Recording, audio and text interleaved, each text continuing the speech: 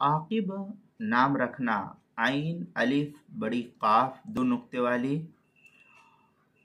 कबूल वाली जो काफ होती है वो काफ और बा, आकिब। इसके माने क्या है, इसका ये नाम रखना कैसा है। चुनांचे आकिब के माने आते हैं नायब और अच्छे जानशीन। मिसबाहुल लुगात सफ़ा 565। नबी पाक सल्लल्लाहु अलैहि वसल्लम का इसमें मुबारक भी है, इसलिए फ़ी नफ्से ये नाम रखना दुरुस्त है।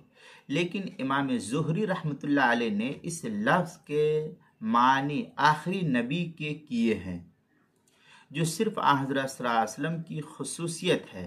लिहाजा मुनासिब है कि ऐसा नाम रखने में एहतियात बरती जाए और दूसरे कोई नाम रखना चाहिए।